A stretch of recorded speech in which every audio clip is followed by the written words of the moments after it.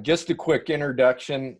Everybody, I think on the call should know me, but I'm Steve Houck, owner of Boise Mattress in Boise, Idaho, father of 6, soon to be 7, husband of a gorgeous bride for almost 16 years, admin extraordinaire for the world's greatest. I'm going to steal your guys' catchphrase, because now we are the best damn mattress group on the internet.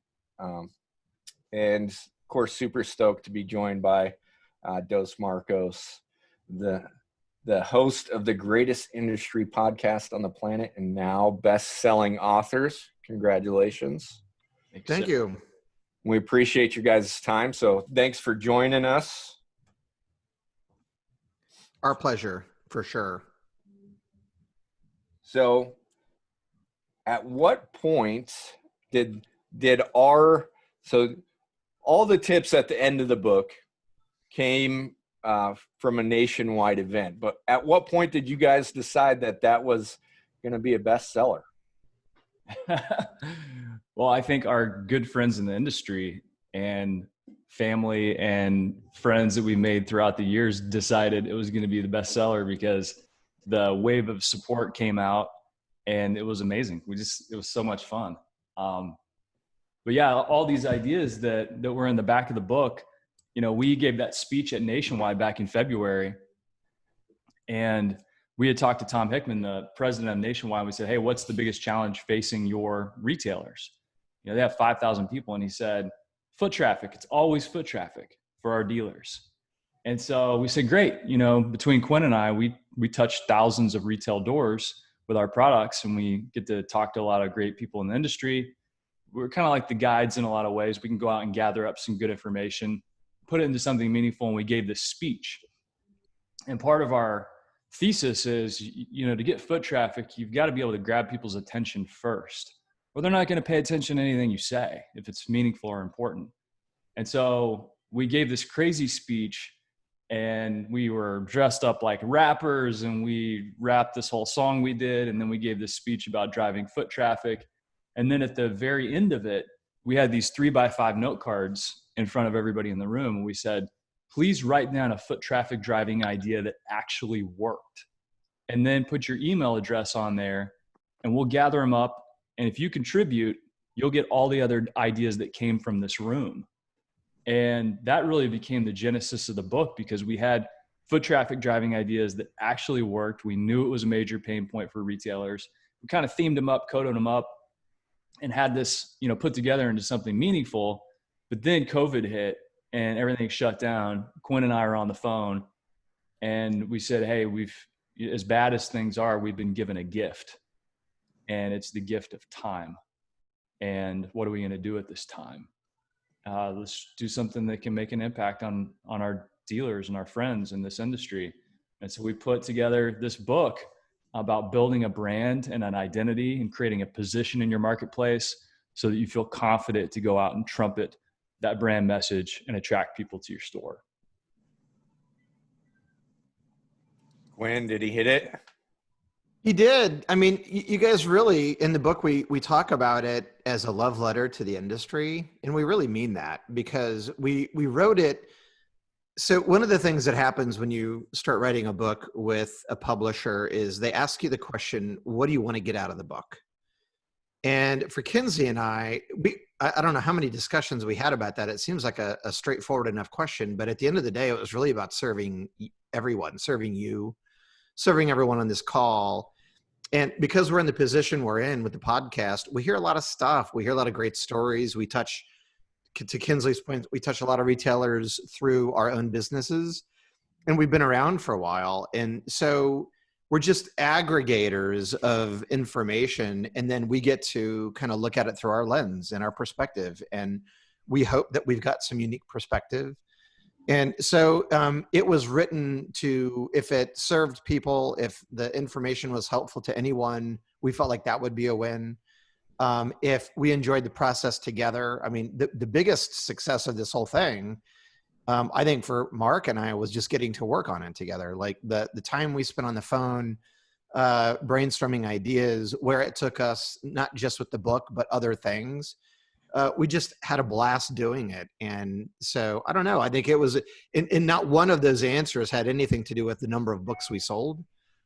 And so here we sit, and it was Amazon bestseller in 3 different categories. So we're thrilled with that. But and that'll help us market the book outside of the industry. But yeah, that was kind of it. That was the genesis. It all started with you guys, and really that's what we want, Stephen, today before we get off the phone is we really want to understand where your head is. Like, where are you guys coming from? What is your need? What else do you want to know? Because that feeds us to create more content and help. So obviously, COVID gave you guys a gift. Hopefully not COVID. So COVID negative, hopefully. But so COVID's gift to you this year was the book. How else did COVID? I mean, COVID has impacted our industry immensely. I mean, who would have thought, 6 months after the shutdown, it would still have such an impact on our business? But how did it shape the book? And I mean, obviously you guys start to cover it in chapter 1, but talk about COVID's impact on what you guys created.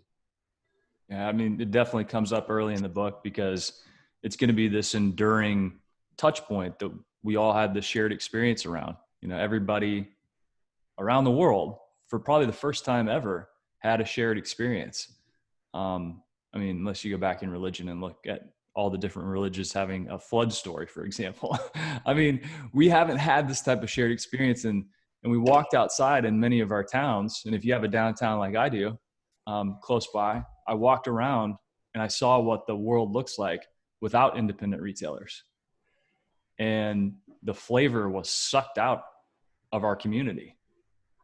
And, I think the gift that I hope it gives retailers, and maybe will spur some of those creative ideas through the vehicle of this book, is to rethink your business in a way that's even more relevant than before, and more focused on those meaningful connections. I think a lot of retail for a long time got away with, putting up a store in a high foot traffic area, and people come by and they enjoy shopping, and that was it. It was very transactional. And I think the gift to retailers is the idea that if things are moving online in some way, and I think we're going to see a spike and a reset. We already saw that in some of Magnuson's numbers. 71% of people are willing to try a mattress online. That was up from 43%, and it settled back at 53%. So you got a 10% sustained lift in the number of people that would buy online without trying first. Whereas at the beginning of this year, that number had flatlined.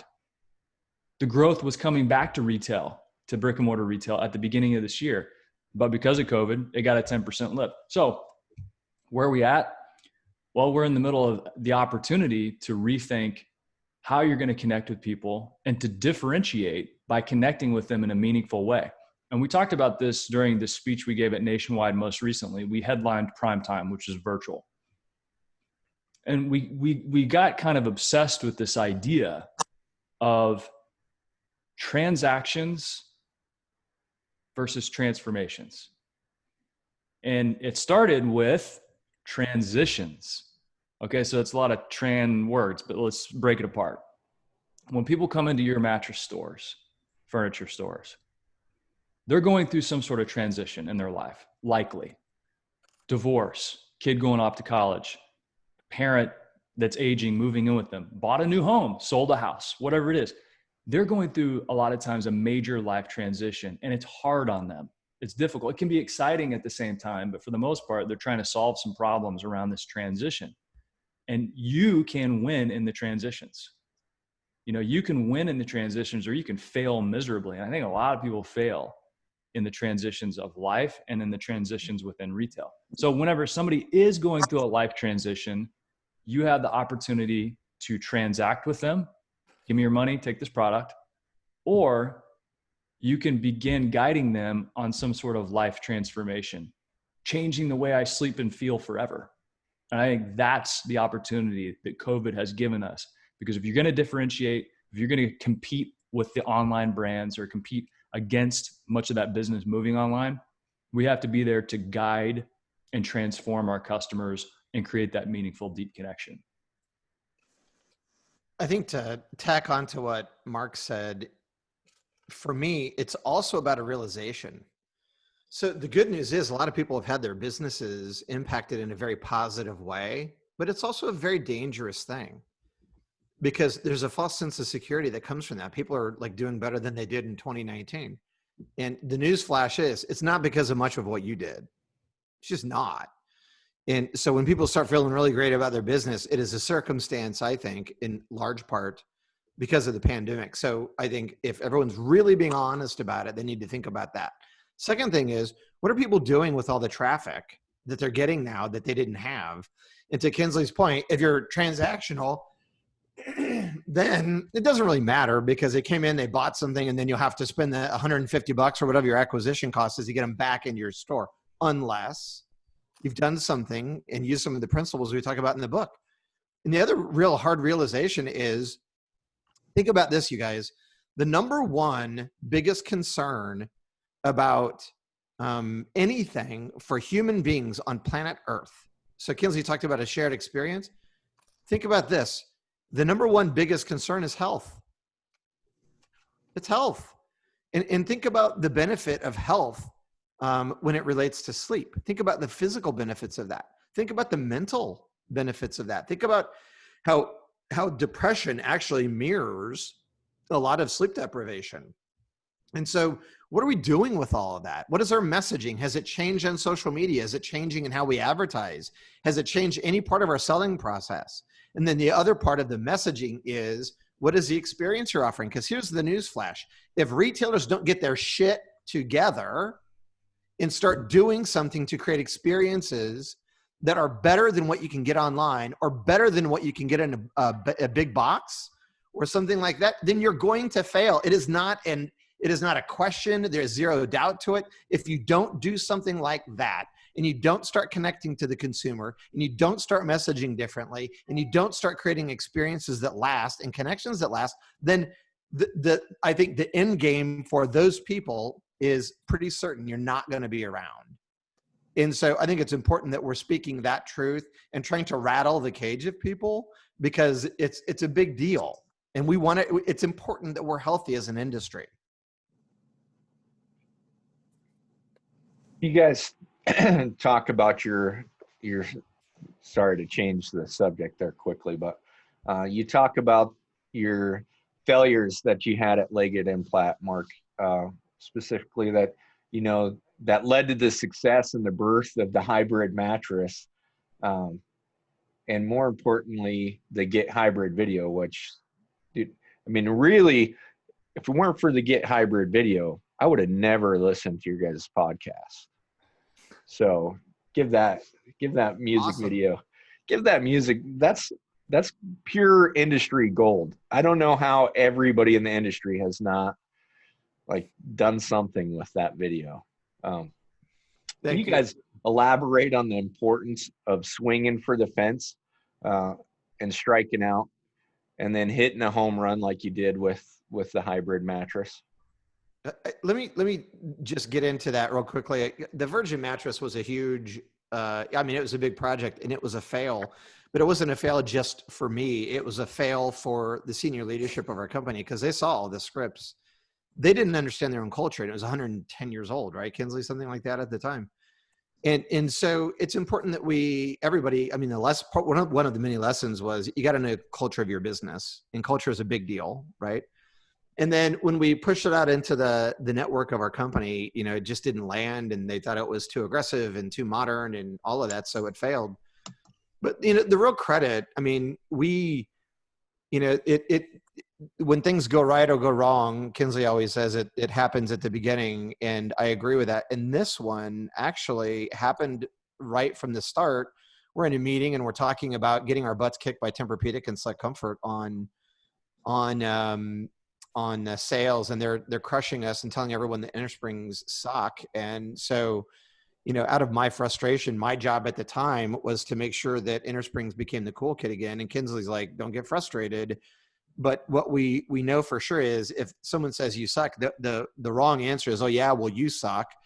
And so that just got us to thinking differently. And I'm watching a television show, and it was like in the book, it was a golf tournament with golf clubs and cars, and everything's a hybrid. And we just kind of thought about that, and we did a sweep, and no one was using it. And so anyway, I give a lot of credit to Leggett. We dreamed it up, but on the heels of what was a failure, for us to go back to them and say, hey, we want to do a rap video, that took a lot of courage from a company. And so, if you're not dreaming big, if you're not thinking big, then you won't ever get to that. And we knew that. And so I think it took courage on our part too, to even take the idea to them. And then it took a lot of courage on our part too, I guess, because if you fail with Virgin Mattress and then you come back with a rap video that is not landing with people, then you really suck. And so, it's like with anything in life. If you're working for a company, there's a reward to that. If you go out and start your own company, there's a different kind of reward, and there's also a different kind of risk. Kinsley, what do you think? Yeah, and I would say also when you look at this on a timeline, like Quinn said, they were trying to, with the Virgin Mattress, they were trying to increase the replacement cycle. Instead of it being 12 to 20 years, they were trying to do what Mattress Firm did with Replace in 8, which is encourage people to replace their mattress sooner. Meanwhile, jump forward in time, and strategically, we were trying to stop the erosion of market share that foam was taking away from springs. And so even though we did what I call a Super Bowl commercial with Get Hybrid, there was a massive swirling year-long strategy all around that one Super Bowl commercial. And it started, like Quinn said, with us putting the term hybrid in the hands of RSAs and saying, use this term and let us know what happens. Well, it increased their average ticket and it shortened the sales cycle. And those were just two highlights. We're like, oh, cool, we're onto something. And then, like Quinn, obviously the big piece of content here is that rap video, and it is gold, I agree. But outside of that, we were trying to actually influence the producers, the major manufacturers, to use the term hybrid to name their product and put that in national advertising. And through this year-long strategy, and a lot of the strategy, like the strategic framework, it's in the book. So everything from how do you hatch creative ideas and bring them to life in finished assets, to our galaxy graph, which is if you have one idea, how do you maximize that by creating your galaxy graph so you push it into every channel and you get as much mileage as possible out of that one little sliver of an idea. So that's what we did. And a year after we launched that, I was sitting there, it was actually snowing. I was living in Columbia, Missouri. It was snowing, and Sealy comes on TV with a national ad campaign for the Sealy Hybrid. I'm like, mission accomplished. Like this is going to work. So from the original failure, we learned a lot. And, the outcome was Leggett & Platt had 9 out of 10 quarters of taking market share. So that not only did they stop the erosion of market share from foam, they took market share back, leading to hundreds of millions of dollars in sales. Do you think now would be a great time to relaunch the Virgin Mattress? Well, I don't know. I think it would resonate better now than it probably did 10 years ago. No, I think if we were going to do a big piece of content like that, it would be something other than that. I don't think our the big thing here for us is replacement cycle. I think there's a lot of other things. As a matter of fact, I think one of them could be, the sleep and health thing, right? So, a focus on sleep health and the education piece behind that. But I like the Virgin Mattress. I watched the episodes. They're hilarious. Well, and the original that is not on the internet anywhere. It's somewhere. We might be able to seine the river and get it at some point in the future. Oh.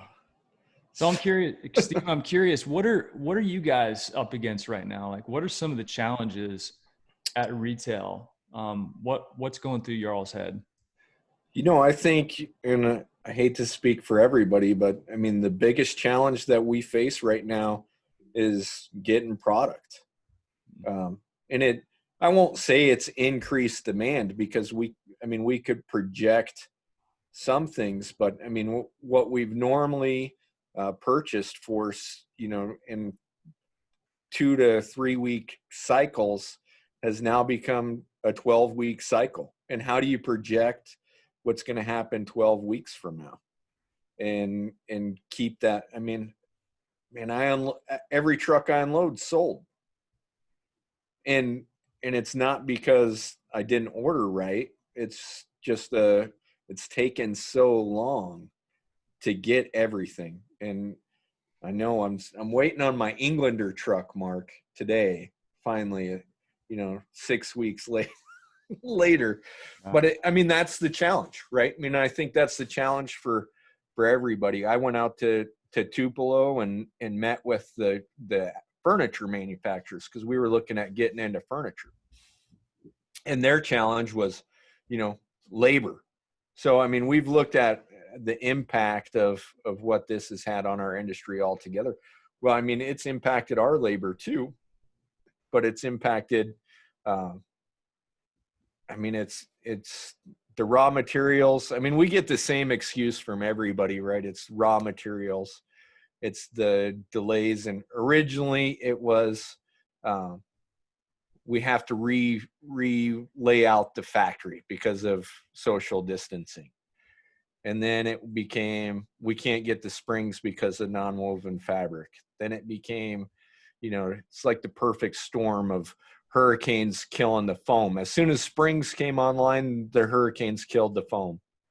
When here we are, 3 months after all of that's happened, and we still no progress. So we can't even market. I mean, that's the true challenge is we can't continue to capture more market share because when they show up here, we give them an 8-week promise.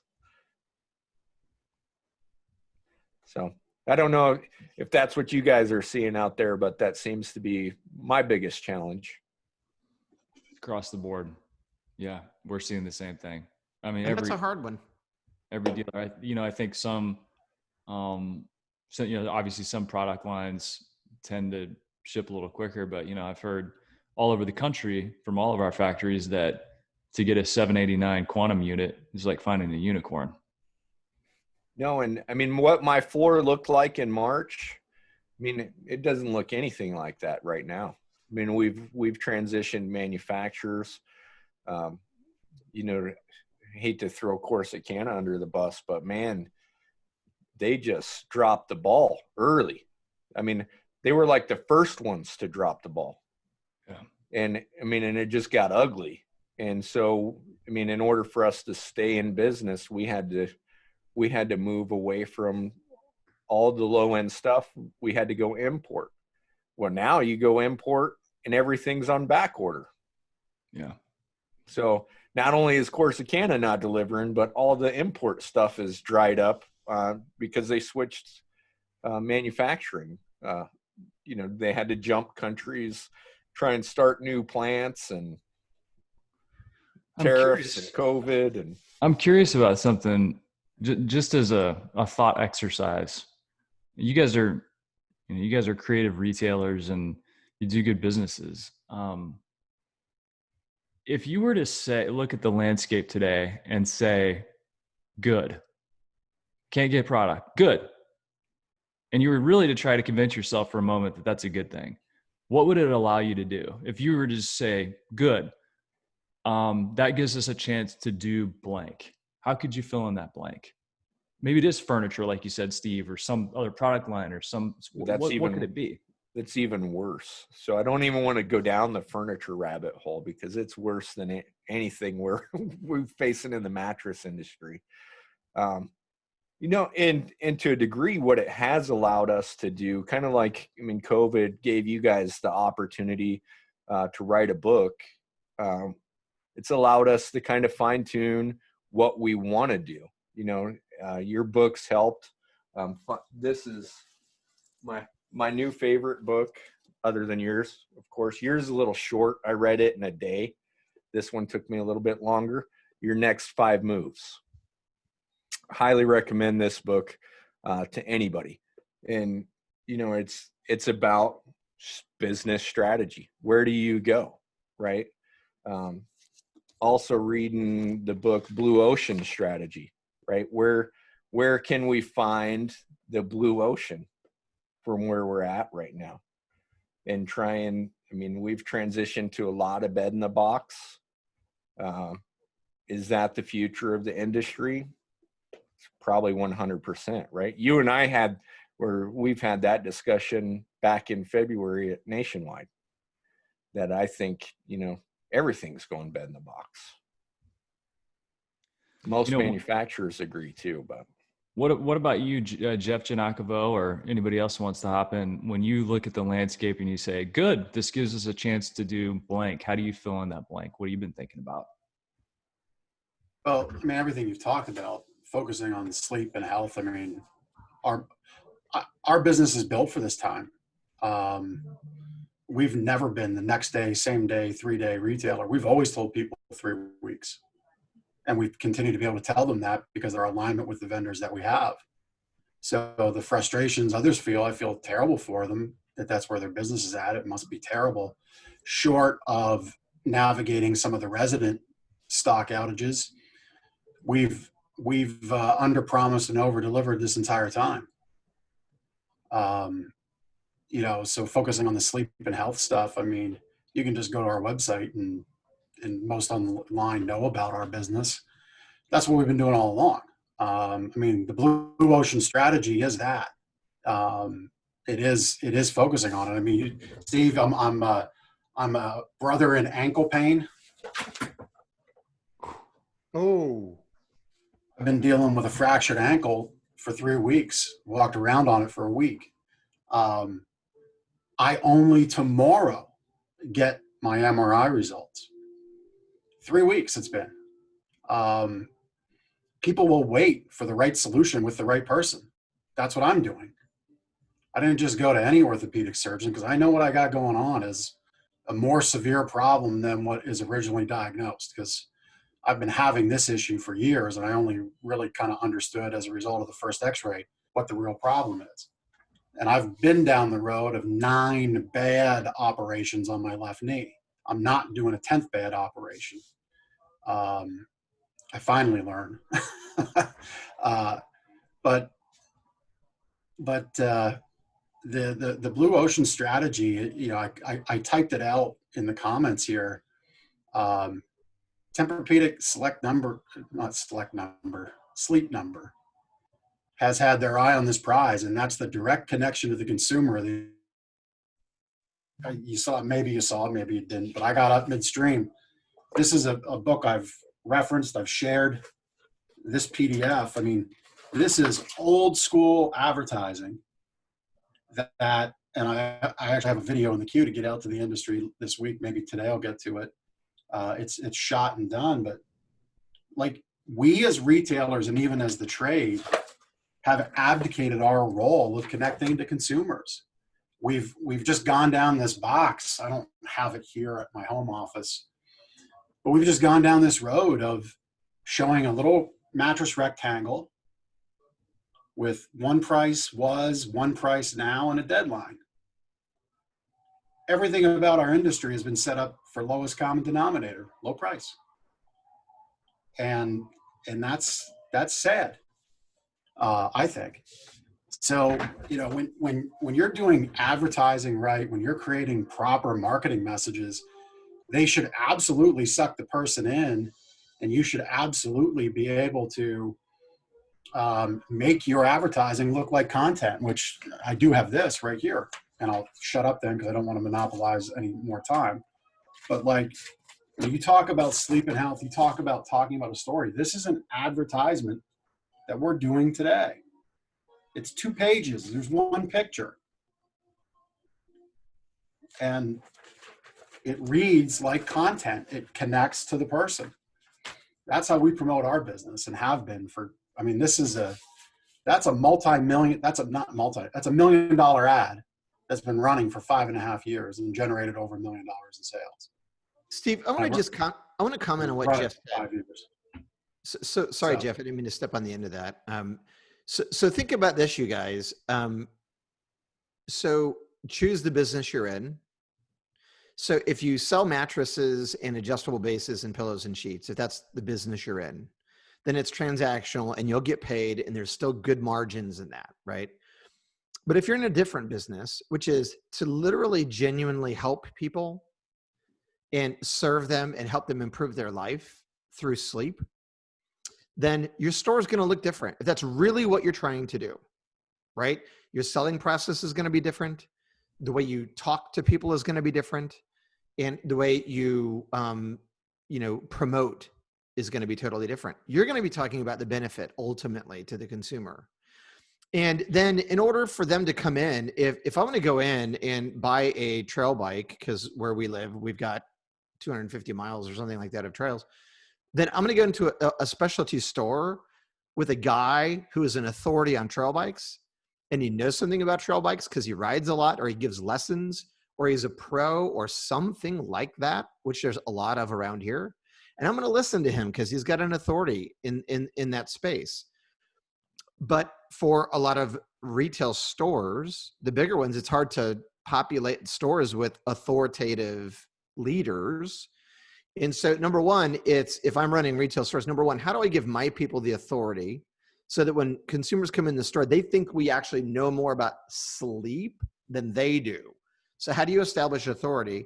And then once you do that, how do you help them? Right? It's not about selling them a bed. It's about the full 360-degree solution around sleep. It's noise, it's sound, it's food, it's tea, it's music, it's stress, it's temperature, it's pajamas, it's schedule. If that's really what business you're in, that's the stuff you're going to be looking at. And then back to the point earlier, that's where transformation comes. That is not a transaction. So two points on that. One with the idea, I guess, that it's difficult where a lot of retailers, or the guys that I see, at least in our group, where they start to panic is when they drop foot traffic, right? When they aren't, it's tough to establish yourself as the authority if you can't get anybody through the door, or you're not competing with an equal budget, right? I mean, a lot of guys are especially now bootstrapping it, trying to just pull it together. So the result is, I mean, go to Facebook Marketplace. Hey, Steve, can I pause you for a second? Because you said something that's fundamentally wrong, I think. So it costs you money to establish authority, right? Yeah. Okay. And so let me push on that. And by the way, I don't mean wrong. I just want you to think about it differently. What does it cost you to put out social media posts? Well, it cost me $0 to post. Yep. Right. And so what does it cost you to educate your people about that stuff? What does it cost you to bring in a pain management leader from a hospital? You know, like there's a lot of stuff that you guys can do that doesn't cost you anything other than time and effort to establish yourself about sleep in a way. Like at Jordan's Furniture, they wear freaking white lab coats. You think that establishes them as a leader or an authority of sleep? Yeah, it does. And they go to pain management clinics or that kind of stuff. So I think there's an opportunity that isn't going to be costly for you. That if you take the time and you are an authority of sleep in some way more than consumers, then you will be. And guys, let me say this too, and then Steve, I want to turn it back over to you because I rudely interrupted. But think about this. Mark and I are doing some more with our media property, and I was interviewing a coach and a parent and a teacher about sleep. And one of the questions we wanted to get to, and Jeff Giannakavo is doing a great job of this, where do people learn about sleep? Where do my kids learn about sleep? Where do grown-ups learn about sleep? Grown-ups aren't teaching their kids crap about sleep. You know why? Because nobody taught them. Teachers aren't teaching our kids anything. They're horrible. No. They're the worst. They're the worst. Sleep, Teachers aren't teaching our kids anything about sleep. All they're saying is stay off your phones. But nobody is addressing the issue. Like literally nobody. And so here's the good news. People know jack squat about sleep as a health thing. So if you know plus 5% over jack squat, then you're more of an authority than they are. Anyway, keep going, Steve. No, so, and then the next part I was going to hit on was, something that we've done with our staff. still comes with your signature, Mark, is the Sleep Geek, right? Putting them through this Sleep Geek course. And I think we've talked, man, I don't know, we've talked in Las Vegas a long time ago about Englander and establishing, some type of education platform for each product, because that's how can it benefit? How can we truly convey the benefits of what mattresses do in your life? So that's the challenge. And I think that's also part of the best part of our group, is that we do try and lead in that respect, right? We're not just trying to sling rectangles. We're trying to steer the ship away from, nobody wants to compete with the guy chasing the bottom. We all know the guy at the bottom is going to go out of business at some point anyway. Well, I think a lot, Steve, about the smaller dealers or somebody getting started. And I think there's a great number of teachings in this podcast we did with Andrew Gross, who essentially was the CMO of Serta. And Andrew is a very sharp, strategic thinker. He's great with numbers. He's great with bringing them to life. And Andrew said, I want to do a podcast with you guys about the greatest business book you've probably never read. And it's called, actually, I'll put the link here. I'll put the link up here. So Lanchester Strategy. And it's this, I'm not going to get into it, but it's called The New Lanchester Strategy. I bought the book after I listened to the podcast. Okay, right. So the easiest takeaway, there's a lot that you can sift through and try to find that's meaningful. But for me, the biggest takeaway for smaller dealers was, how do you attack a market when there's a strong dominant presence? So how do you go after somebody who's dominating in the marketplace? Well, you have to hit them with something that's different, and then you have to concentrate on that differentiation. So for example, let's go outside of our industry. If I were going to go into a market that had some really strong jewelry stores, and they sold jewelry, necklaces, tennis bracelets, watches, earrings, the whole thing, how would I go after them? I would do one thing and one thing only. I would be the engagement ring superstore. All I'm going to do is engagement rings. People get married all the time. There's plenty of business there. And by surgically going after them, you become known. You own that piece of real estate in people's minds as the engagement ring store. So you can't try to play their game, or they're going to be better at it than you. So for the smaller dealers, it really is, what is the differentiation you can bring to your marketplace? And then do you have the confidence and the gumption to concentrate on that and just ride that horse until it doesn't have any legs? And a lot of people don't, because they get scared and they get into promotion mentality. So, I don't know if you can differentiate in a lot of different ways. You could be like the person that puts out more sleep knowledge than anybody on the planet. You could differentiate with some sort of, surgical product line. Like, we are the latex mattress. This is all we do, and here's why. But if you do that, it's a surgical approach to a larger competitor. Whereas how they're going to approach you is rip off everything you do. And that's what they should be doing. Bonus. And sorry, I just got a few more questions. I know we're running up against it here. So in the book, you talk about the importance of connecting with your customers. And this kind of ties into what you were discussing there. The importance of connecting with your customers and community. You mentioned guys like Trent at Trent Bedding. What advice do you have for guys like me that just don't have the flair?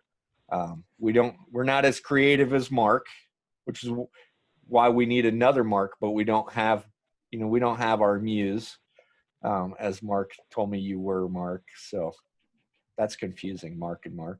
I don't know who he's talking about, but it sounds good either way to me. So. Yeah, I'm Mark also, so there's three of us now. Trace Marcos. So Steve, it's a great question.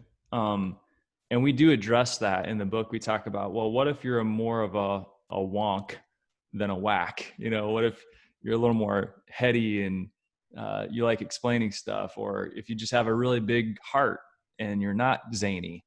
The framework that we use to think about how to position your business, we called it, how do you capture Bigfoot traffic? You capture it with a cage. So the cage method stands for community, answers, giving, or experiences. And you can choose one of those areas as the way that you're going to connect with people. And we use the example, let's go to the A in cage, answers. What do we mean? Well, guys like Jeff Shire at Mattress to Go in Shelby Township, Michigan, Jeff loves componentry and building value in that and explaining to customers why it makes a difference on their sleep and the sleep system. He loves doing that. And he has 1.5 million YouTube views. This one guy, one shop, putting up his camera on his phone. He has 1.5 million YouTube views. That Beducation? Beducation, that's right. Jeff Shire, the Beducator. And Jeff does a great job explaining that. And that's his brand. I mean, he can be funny and he's a great writer and he's a great communicator, but he's not Trent from Trent Bedding. He doesn't have a puppet that looks like him. You know, he doesn't have tigers in a cage in his store. But by choosing his identity and owning it and being consistent with it over time, concentrating on it, he's able to be the guy that can answer the questions, and he's a source of knowledge and trust. And then there are a lot of different ways you can choose that position and that identity, even if you're not the crazy mattress guy riding an elephant. And Steve, I'll tag on to what Kinsley said here. Think about this. So if you're struggling, so now that you know all that, which is what Kinsley just talked about, which is all true, think about this. So who are you? And I think about this from a personal brand perspective, because that's a whole nother conversation, you know, talking to our own people about creating their own personal brand. But think about your store brand. And in the book, we talk about ways to personify your brand. If they walk through the door, what kind of clothes are they wearing? What kind of car are they driving? What does their playlist look like? What kind of movies do they go see? What kind of food do they like to eat? What do they consider to be a good friend? I mean, really thinking about your brand, your company as a person. And then you need to say, okay, how do I see my store brand? How do my people see my store brand? How do my consumers see my store brand? So you map all that on a piece of paper. And by the way, don't do it based on what you think. Do the work and ask the questions of your people. Ask the questions of some of your consumers. Really understand it. But then the big one is, the final question is, what do you want it to be? Right? And so whatever you want to be, make sure it's inside of yourself to deliver. If you're not cool, like riding that elephant and being the guy screaming sale in the parking lot of the car dealership, don't be that guy. So to Kinsley's point, you know, you got Shire out there doing the education on YouTube. Be what you are. Don't be outside of that, because people don't want fakeness. Authenticity is so important these days, and it's very difficult to fake. And I think mostly consumers know it. So just be who you are, and just figure out, like, what do you like in people and human beings, and talk about those things. Share your heart, share who you are, and deliver great experiences. And then all that kind of comes together. So you guys talk about in the book also, you know, the importance of goals, and we've hitting on the creative process. I mean, what type of goals should retailers be considering? If from your perspective, what should we be measuring truly? What type of questions should we be asking that customer? I gotta jump, guys, because I got a 12. So I'll just say this real quickly. Kinsley and I had a good debate about goals and a conversation on goals. Goals are aspirational in their thoughts. Setting an expectation is more in line. Like, think about it like, oh, I hope I do $1 million versus we're going to do $1 million. The language of that is much different. So that's just an aside thing. But I think it all depends on what you want to accomplish, right? So who do you want to be? What are you trying to get to? And then you asked such a great question, this, because a lot of people don't measure the right stuff. You know what I'm saying? So they say, oh, we want to do $1 million per store. Okay, so how are you measuring that? Like, do you have the things in place, like door counts, for instance, where you can actually measure traffic, right? So you actually know who's coming into your store. You actually know what your real conversion rate is. You actually get them, right? So if you say that you want to increase sales by up to $1 million, you can do it two ways: sell more to the people that come in your door, or bring in more people. And selling more to the people that come in the door is much easier. It's less costly. So you can do that through bigger tickets or increased conversion rate. Well, it's very tough to do it with increased conversion rate because you don't really know, right? So I would say whatever your goal is, just be very sure that the stuff you have in place can actually get you the metric you need. And it's not like if you set a goal on something, then it's in the way you have to measure it is pretty squishy, then rethink your goal. Maybe do something that you can measure really effectively, because if you can't measure it, then it's kind of empty. Kinsley, for you, and by the way, I just want to say this to everyone before I go, really grateful to you, Steve, for setting it up. Very glad to have time with everyone. And we love y'all. We appreciate the support. And thanks for buying the book if you have. And if not, get your butt on Amazon and buy the book. Share it with your staff. Yeah. All right. Peace, you guys. Happy holidays. Kinsley, all you, baby. All right, buddy. Take care. See ya, man. Bye, guys. Steve, what kind of goals are you concentrating on right now? Like, what are some of the specific things that you say 2021, this is what we can work on, this is what we can fix despite some of the industry challenges? Some of that, the biggest thing that I'm personally focused on right now is that conversion ratio. We've done a lot better job of tracking it over the last year. I didn't get door counts. However, if door counts wants to sponsor something, we'll be glad to talk now. We didn't get door counts, but I did install a security camera in my store. Well, 6 of them that notify me. I have one. It will notify me every zone somebody walks through.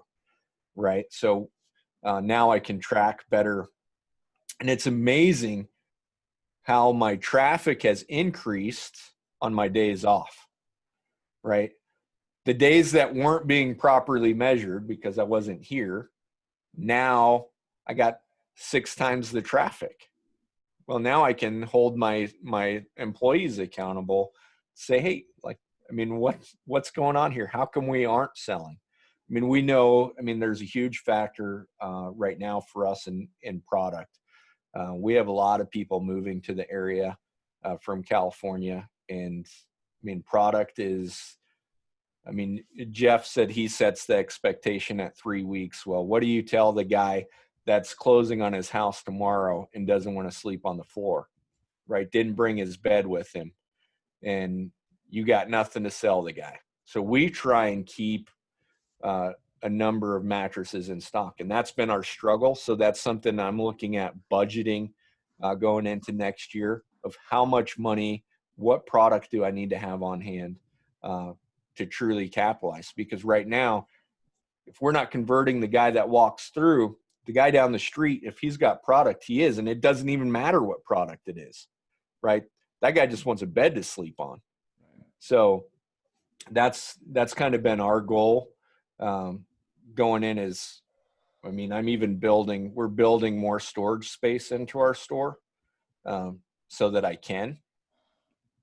So that's my biggest thing. Track those conversions, increase them, and then spend our money where we know it will make us money. How do you actually track the conversions? So with the security system that you have set up, are you at that point doing kind of a log at the end of the day of how many people came in and then what your number of customer sales were? The salesperson is there. We actually keep a manual log too up front by our computer, and each person's logged, and then I just go back and track it against the notifications that were sent. So obviously it tells me if the person goes in and out. Anytime they cross that zone, it gives me 1. So I can divide it by 2 when I know how many people came in and out of the store. What are you guys seeing in terms of foot traffic that comes into your store as a result of a bed in the box company that you're flooring, if anybody's doing that? I'll open it up to somebody else. I've got good data, but What was the question again? If you are flooring a bed in the box product, so one of the traditional D2C companies, So if you had that model on your floor and that company said, hey, we're going to drive foot traffic to your store. Similar to what Nectar is kind of celebrating. Are you seeing attributable foot traffic come to your store because of those online brands? We definitely are. We're very fortunate right now with, well, we have, we've got two spectrums going on. We've got Nectar and we've got DreamCloud as two distinct brands. DreamCloud, we're like the only retailer in a probably 70 to 100 mile radius. So we routinely have people driving 50, 75, 100 miles to come check it out. You're getting killed by out of stock. We have that, but I'm working on, I've already got a solution in play. I've got one of my current suppliers making a similar build to have. So we're working on that. On the Nectar side of things, we are seeing traffic. However, the Nectar brand is aligned with a bunch of other retailers, and there's a large chain. So we're literally like, it's not just that we're in a sea of dots on the map. It's like we're in a sea of dots within dots because there's seven stores in the Lancaster dot. So like you have to click the dot, and then we're one of 7 dots below the sub dot. So yeah, we get traffic, but it's not as great as having the other thing. So listen, for me, I look at those partnerships as, if you're delivering on what you say, that's great, but I'm not like, there'll come a time where the DreamCloud dot becomes many dots right in the backyard. And that's just going to happen. And I, as a business owner, have to assess if that's a valuable partnership or not for the floor space that they want and are going to want in the new year. So it's all just a decision, but I'm not going to believe it's going to last forever. That's for sure. Jeff, I'm seeing definitely traffic and phone calls and door swings from it. What's your sense, Jeff, of what we call the media effect of those brands being on your floor? And what I mean by that, I got this from Doug Stevens. He's a retail futurist. He was on the show. And Doug said, if a brand, let's say that there's a brand that doesn't exist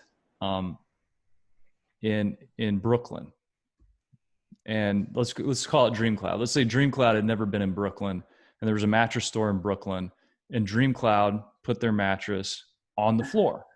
Now, up until this point, they've been selling online only. So now they put that mattress on the floor in Brooklyn, and that mattress retailer starts selling some beds. Great. But the media effect is such that customers get exposed to DreamCloud at that physical store. They go home and buy it online directly from DreamCloud. Did they share the media effect of being in those markets? Meaning, yeah, we came into Lancaster and yeah, we're selling beds through these 7 retail stores, but the online lift that we got in Lancaster was 35%. I very much believe that to be true. The marketers that I've studied over the years, again, online is just media. So this has been around forever.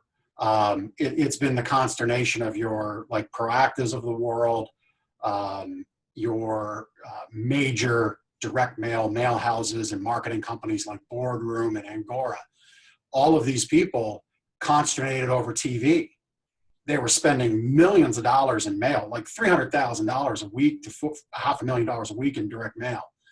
And they cringed at spending 10% of that in TV because they just didn't feel they were getting the bang for the buck. But what they quickly realized is TV lifted the mail. So the store is the lift to online. And listen, Bob McCarthy from Resident said it publicly to me in Las Vegas in an open room with a bunch of people around. There's no hiding it, that every mattress sold in a retail store helps their balance sheet out to lower the cost of acquisition across the entire Resident ecosystem. Now, okay, yes, that's a true statement, but I think you also have to look at that statement of, well, there's a cost of doing business with the retailer. There's a cost to support that retailer. So there's, you're kind of moving cost around. Again, I appreciate the partnership, but I also understand the partnership could move in a different direction, and that's okay. It's, I'm not married to these things, but I am married to representing a partner well and representing ourselves well with the product. Does that answer the question? Yeah, it does. I think, hey, if it's a good partnership, it's a good partnership. I just wonder, I found myself wondering, is that a sustainable partnership model if retailers find out that, yeah, you're on my floor, I'm getting some sales out of it, I'm getting some foot traffic out of it. But if you found out that the majority of those customers were actually starting the buying process in your store and then leaving and buying direct from that brand, if that is something that's sustainable, or if you're like, sorry, we'll take what we can get.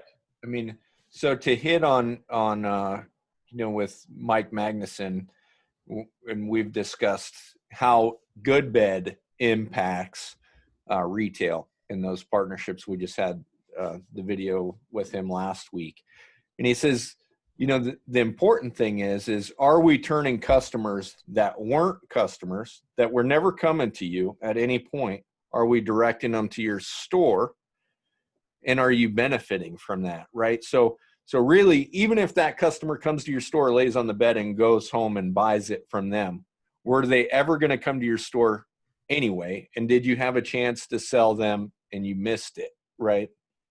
So, I mean, there's so many variables in deciding if that partnership, I mean, I just look at it as, I mean, are we really, is there a net gain? And I think we've, Jeff and I share the same view. Almost perfectly there. I mean, we've seen the bounce. Dream Cloud in particular has been huge for us. I'm the only dealer within 274 miles, so I've got some reach on Jeff, but I mean, we live in a little more rural area. 274 miles in one direction, you're well out in the Atlantic Ocean. Yeah. I mean, I think our closest here is, that would put us like Salt Lake, Bend, Oregon, maybe. I mean, it's, we're different states. I'm the only dealer in Idaho for Dream Cloud. So if you want a Dream Cloud, I'm your closest bet. And we've seen that rise. But then we ran into, product issues, and I don't have those same relationships that Jeff does to build on. If I could build that bed American and cram it in a box and sell it with the promises. Well, it's not going to be in a box. It won't be in a box, but it'll be a similar build. Yeah. I mean, but part of what we do with it, I mean, the great advantage of the bed in the box is, and why I've switched to a lot of bed in the box, is ease of delivery, right? I mean, we've taken out a huge pain point for our customer in scheduling that delivery. Hey, it'll fit in the back seat of your car. You can take it home today. I think, is it okay to take a step back for a second, Steve? I don't want to. Yeah. I want to better answer Mark's question on media effect and then drive back on what you just shared. So I think absolutely, it's also true, Mark, that, yeah, we're also helping them, their customer, because it's ultimately their customer, until it's our customer. We're helping their customer affirm their decision by being the retail outlet to locally confirm in person that that's the bed for them.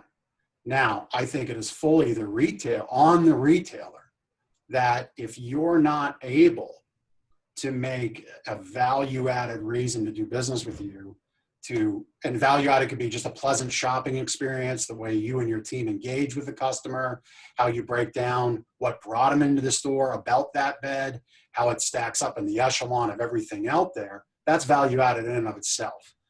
If you're not able to do that, I think that's on the retailer more than it is on the direct-to-consumer co-partner brand.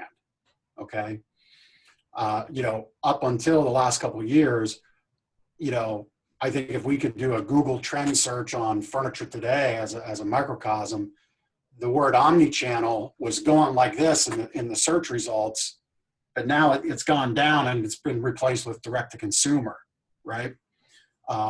If you look just those two phrases. So this whole premise of clicks and bricks has been around for a long time. If we're not, as retailers, using to our advantage their effort to drive the door swing and we fumble it, then that's on us. I don't put that on the co-partner at all. I think that's on us. I don't even put that on the consumer. It's a sensory thing, and it's scientifically proven. When there's more senses engaged, there's a better result in anything. So I think that's on us. As far as product in a box, not in a box, guys, I mean, I just moved my office, which is why it's like a little bit of disarray behind me yet, but I think I lost it in the move. But my first big deal and big commission as a rep was putting beds into boxes into Sears 15 years ago, with Zinnis, of all things, when I represented them.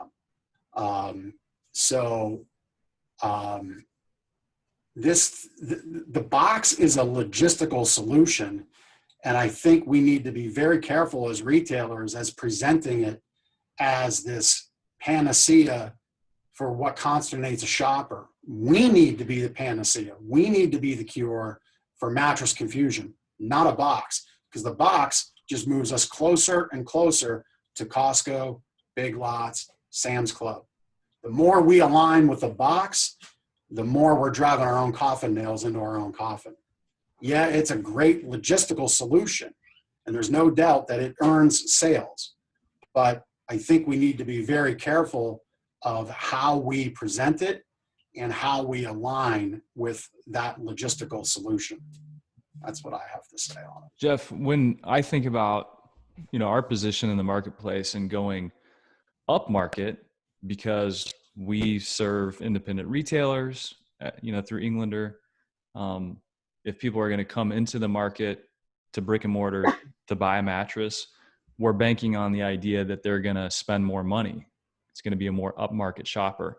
So do you ever talk about products on your floor in contrast to being able to put them in a box? Meaning, hey, I tell customers, this is a luxury product.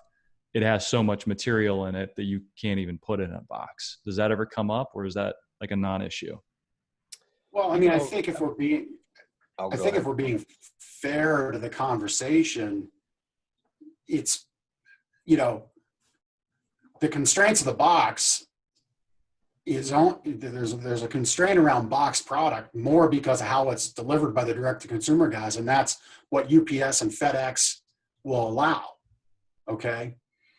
I mean, I sell Posh and Lavish product that comes in a box and has for 5-6 years since however long we've been a partner. It's always been in a box. And that's a quality product. So for me in my store, that's not a conversation I can have because it doesn't hold water. Okay. I foresee a day where you're going to see a lot of great quality luxury product be boxed, but not be shipped on a UPS truck.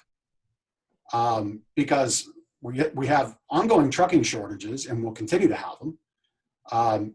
The damage, rips, tears, scuffs aspect of the industry just sucks. I know for your licensees, it's one of their major choke points in their business and loss of revenues. I think as this technology improves, you're going to see people begin to box product, ship it on a pallet in a truckload to the top 100s, to dealers like us. Maybe it'll come LTL to dealers like me, but I think that's where the industry is going to go. And maybe it's not compressed and rolled. Maybe it's just a flat pack thing, put on a long, queen size 60 by 80 pallet. I think you're going to see things like that happen because there's no denying there's immense benefit. Jeff, but again, I think to interrupt, I just want to jump in real quick to reiterate. Yeah. In our store, I get what you're saying about validating their product, right? Essentially, when we pitch it as a bed in a box, we're validating their position against us. Am I right in assuming that's what you're saying? Yeah, I suppose. All right. So I just really, I think and the how more we we sell it, align right? I mean, our how, service and value to something showing up on the porch, I yeah, don't I think mean, that helps us in the long run. and I would agree with that. And I mean, when we sell a bed in a box, I mean, at no point in our store would you ever know any of our mattresses come in a box ever, right? We don't even tell you that until we've closed the sale. And when we're scheduling delivery and, hey, would you like to take it with you today? And they say, well, I can't. I got an SUV or a minivan or whatever. And I say, matter of fact, you can, right? Because it will fit in the That's back of your smart. minivan, right? So if you're comfortable with it, we'll carry it out, put it in the minivan for you right now. But certainly that doesn't change we offer free delivery no matter what. So certainly we'll schedule delivery for the customer either way. So yeah, we never at any point position the fact that any of our beds come in a box. It's just a benefit in the end that they do. And I like that. I like how you present that. and to your point, I mean, and I pitched this, a year ago to Mark, and I'm a firm believer that every mattress, at least under $1,000 and more. I mean, when we see the capabilities of what they do by Box and Dream Cloud, I mean, that's no skinny mattress. That thing is a beast. And I think every bed should be boxed and could. I mean, it saves us on storage, right? I pay the same per square foot for my storage space as I do for my retail space. So certainly saves me storage space. And then, it makes ease of delivery, right? I mean, it's so much easier to deliver that way. Mark.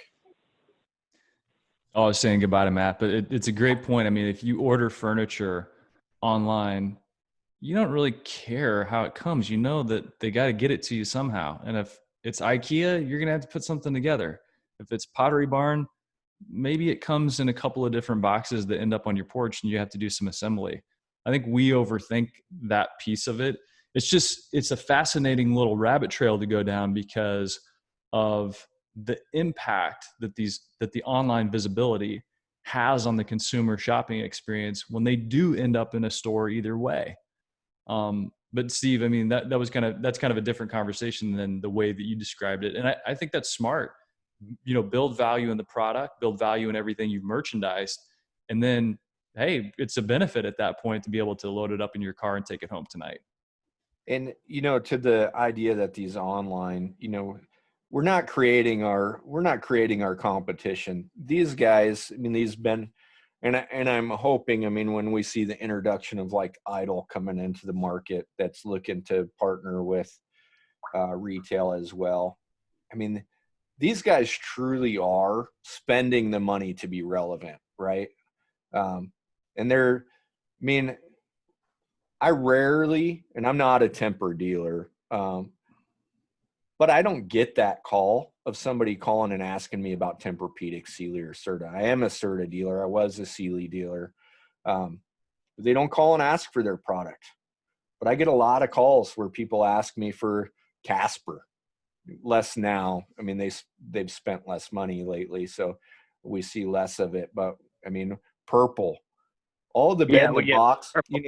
These bed in the box brands have more brand recognition today, I think, to my current consumer than Tempur or Serta or Sealy does, just because they're top of mind.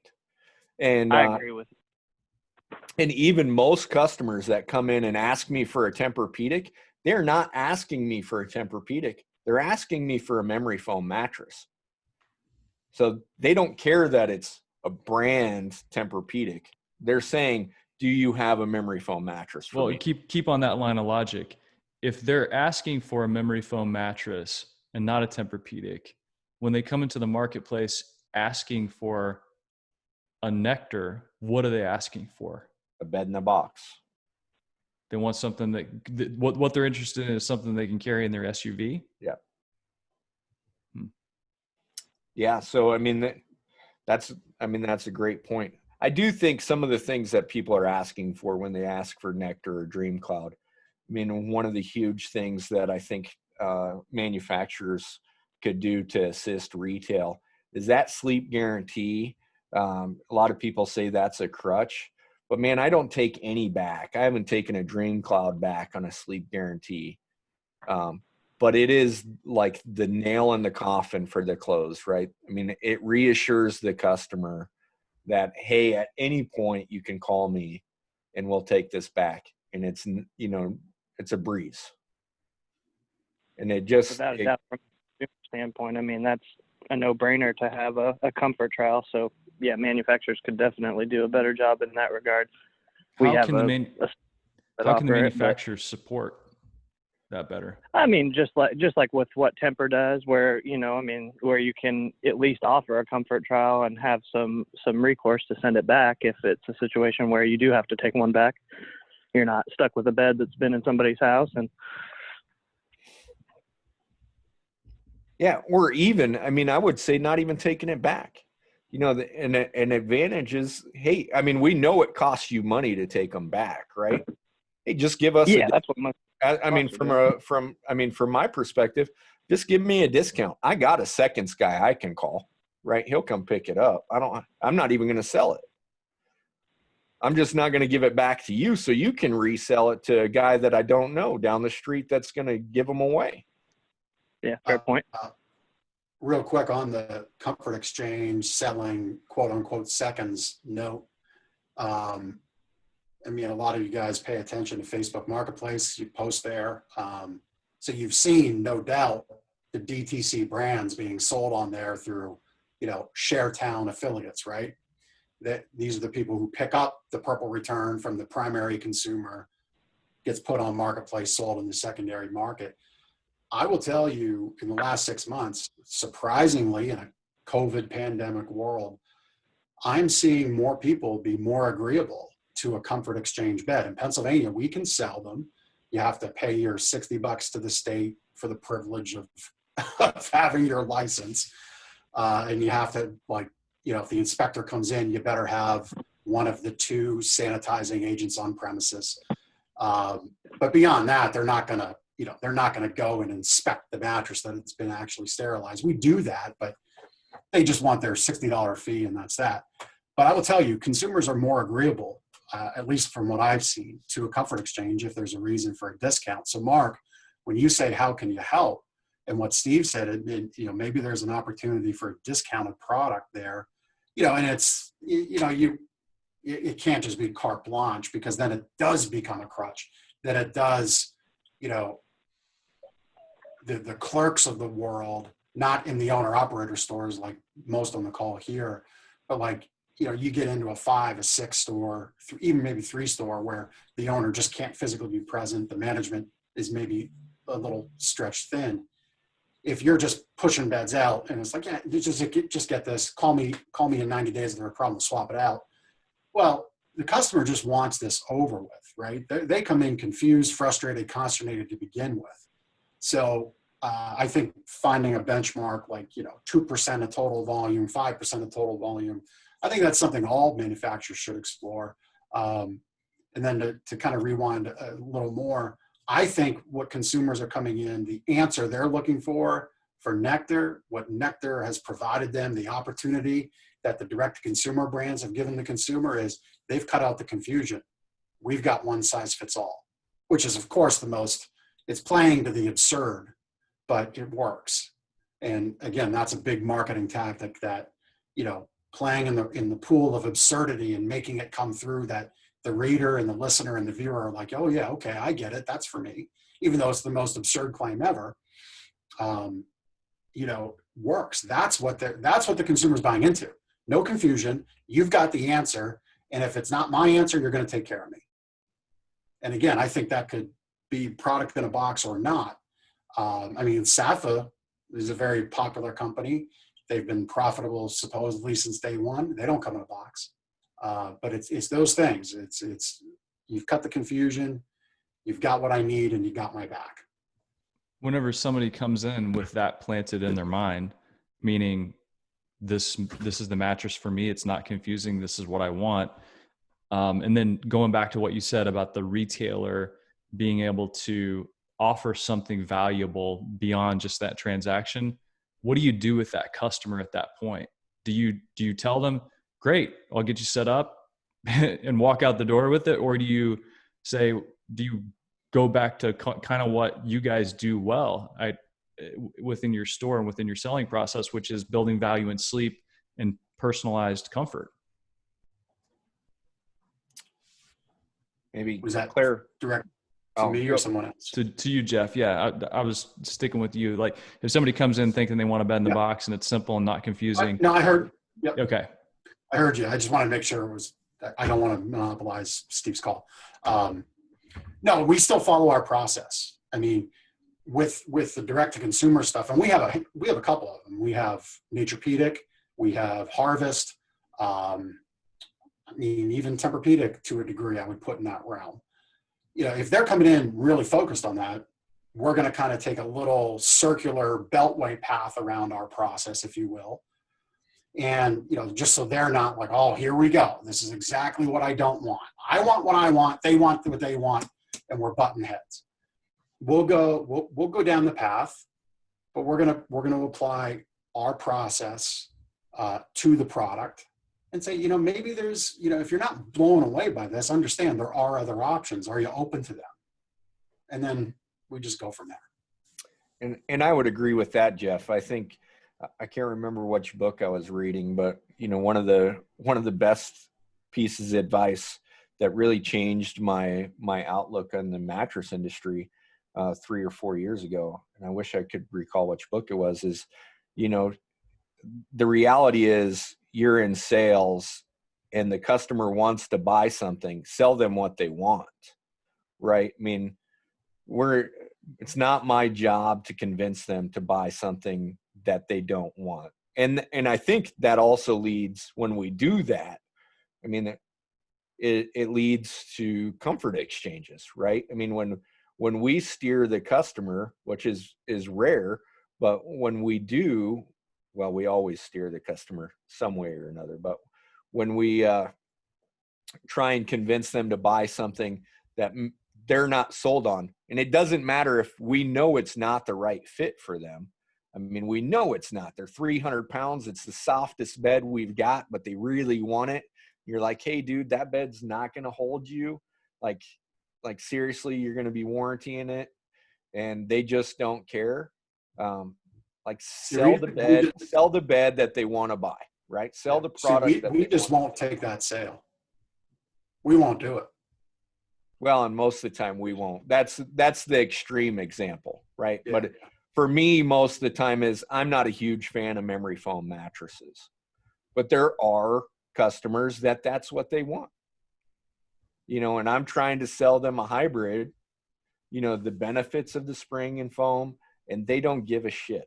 They want a memory foam mattress, and I'm trying to talk them out of it. And man, it has been, you know, that's been probably my greatest struggle in this industry is I hate memory foam mattresses, but how do I sell them? Just let them buy it, right? If that's what they want, let them buy it. There's a saying I've long ago heard and have used it in various aspects. And you touched on it, sell them what they want, but give them what they need. And, you know, that again, I think can frame a sales presentation. Okay, you want DreamCloud, or at least that's what you think. And want is it's a very lizard brain, emotionally connected statement and desire and conscious, subconscious action, right? Giving them what they need is logical. So, okay, we're going to present you what you think you want or feel you want, and we're going to give you the information you need. Now let's mesh it back together. Is this really what you want? Or have we been able to open your eyes to a different reality?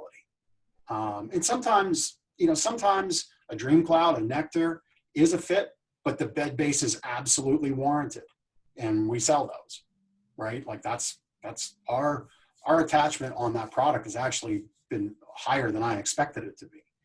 I would have pegged it about, 1 out of 5, 20%. We're probably closer to 40%, which was very surprising to me, just because that consumer's seemingly very budget focused, right? Because they've shopped the 4 other competing brands and they're all in that $1,000, $800 to $1,200 arena median. Yeah, most of the time it's something they haven't thought of, though. Right. I mean, that's been my experience. We display that fits in the give them adjustable. what they need box. So in the interest of time, Mark, I know you're a very important person now. Just back to your book one last time. I really enjoyed it. But of the seven levers, which one would you focus on? If you had to pull the trigger today, if you're the store owner and you're looking at your 7 levers in the book, and if you guys haven't read the book, haven't bought the book, you should, just so you know what I'm talking about. The 7 levers. Strategically implementing word of mouth amplification. There's no doubt about it. So word of mouth works if you guys have somebody walk out of your store and they tell their friends, their neighbors, their colleagues, because something so remarkable happened that it's worthy of being remarked upon. That's the definition of remarkable. That is a big signal for that potential customer to come back. We don't make decisions in a vacuum.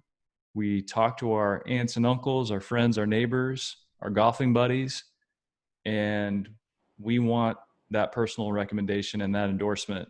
And I think it's more important than ever that we amplify word of mouth marketing, because it's such a confusing, over communicated world in which we live.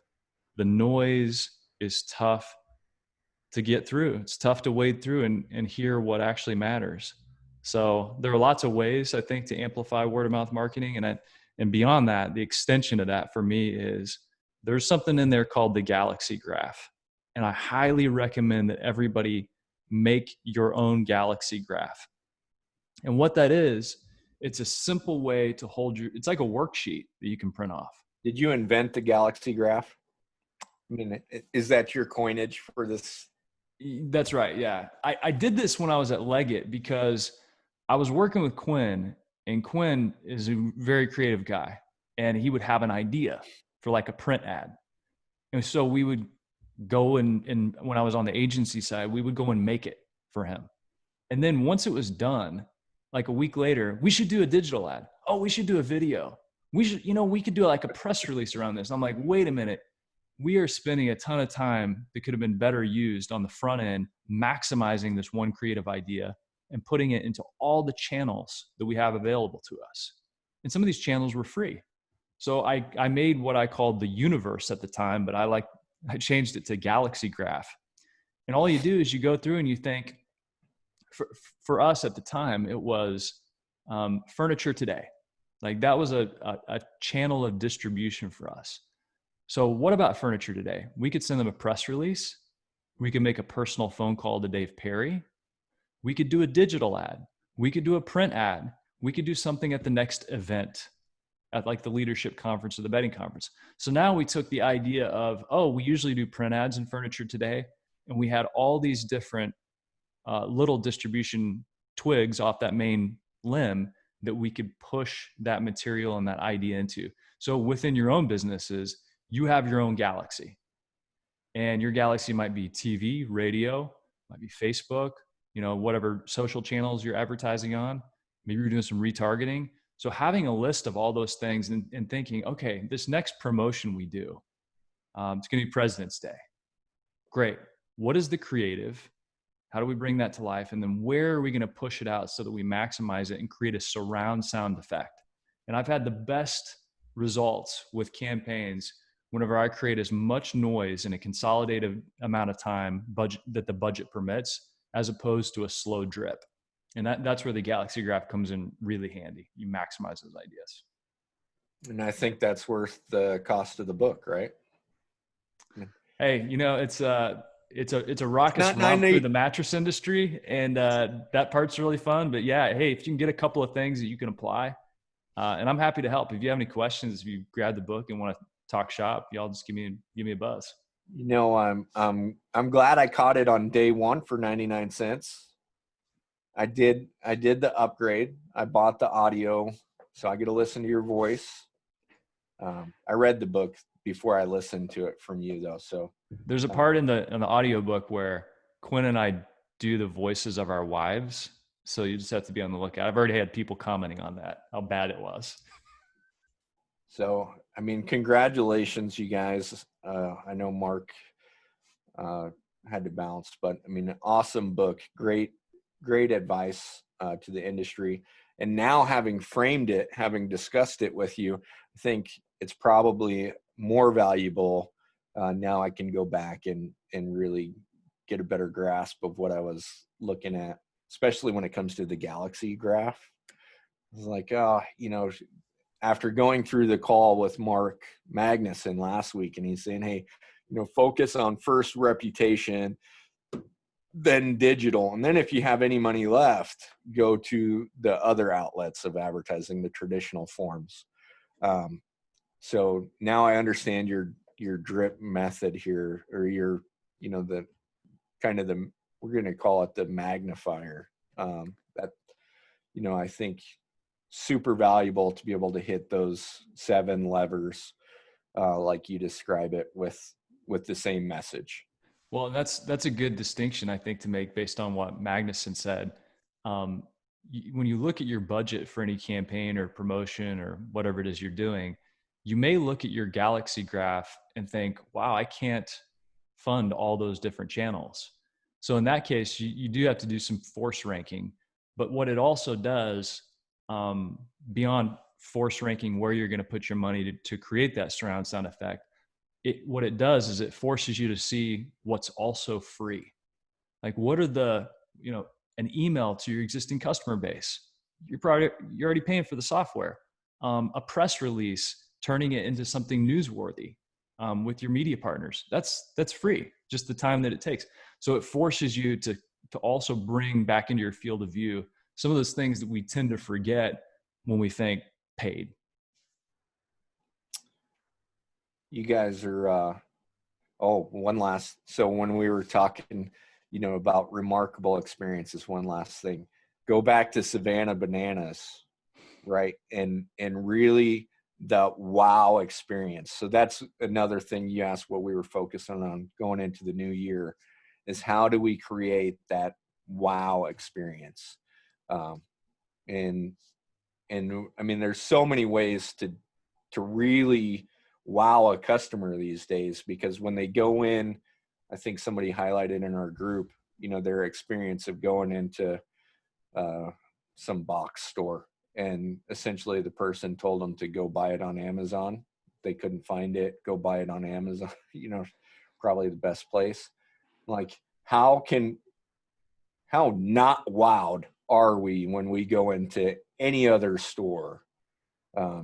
And whether that's, a pillowcase, or like I showed you before, got to scroll out of here real quick. Before COVID, I ordered all of these things, and it was going to be part of my wow experience. So these sleep masks, I got dog and cat sleep mask, but now I feel like, I don't know if I want to hand these out to people. I mean, these ones are in packages, but we've been holding on to this idea, and we absolutely have to find something that's going to position us differently. I mean, and it's cost like 50 cents, right? I mean, but wow, it's different. And take that one idea and look at your galaxy graph and think, dog sleep masks. What can we do with dog sleep masks that push this into a much broader context? Could we do a social campaign where every customer that posts a picture with that mask next to their dog qualifies to win, a free top, accessories kit? I mean, what else can you do with it? But I love that, doing something that really makes you stand out. Also, you find out if they're a dog or a cat person, and that says a lot about somebody. Hey, yeah, and then you pit them against each other. You say the campaign this month, we're going to have cat eye mask versus dog eye mask, and so you got to compete. You got to show up for your cat people, or you got to show up for your dog people. When you pit two teams against each other, it gets much more competitive, and especially in the social space. Now, if we could just amplify our reach, that's, Facebook is not as generous as it once was for us, and I don't know about other people, but Mark, appreciate it, man. Always a pleasure. Hey, I enjoyed it. And one last thing to cap it, when you mentioned the Savannah Bananas, I think this is really important. And I got this from Jesse Cole, the guy that dresses up in a yellow tuxedo and runs around like a crazy man at these Savannah Banana baseball games. He's the owner. He told us this story about the Magic Castle Hotel in California, where they reward their employees not for sales, but for stories. And he told this story about this couple that came into town, and they were going to go to this whole experience around Marilyn Monroe. This couple loved Marilyn Monroe. And so they're telling the front desk clerk about this. We're going to the wax museum, we're going to her grave, and all this stuff they were going to do for Marilyn Monroe. So they go out the next morning and they go on this big adventure, and they get back to the Magic Castle Hotel, and they shut the door to their bedroom. They've had all these souvenirs, and there on the back of the door is a poster of Marilyn Monroe with a thought bubble that says, "Thank you for visiting my grave today. It's been great having you here in LA." Just a little magical moment that this front desk clerk was able to put into play when this couple stepped away and make this experience truly magical for them. And that employee won a bunch of money because they reward people for stories, because stories are word of mouth marketing. They can be repurposed in your advertising. They can be pushed out in social. But here's what I would say to you with your folks in your offices. Jesse summarized it like this: listen carefully, respond creatively. And if you can get people pushing down that path to truly listen carefully, are they a cat person? Are they a dog person? What can we do with that information that would allow us to respond creatively? That's, I think, where you can really start planting those seeds of word of mouth marketing and making people fall in love with your brand and your store and your people. And that's a big moat around your business, I think. So Love it, man. Thanks for having me, Steve. I appreciate the chance to rap with y'all and all the support. Been feeling the love lately, and it means a lot.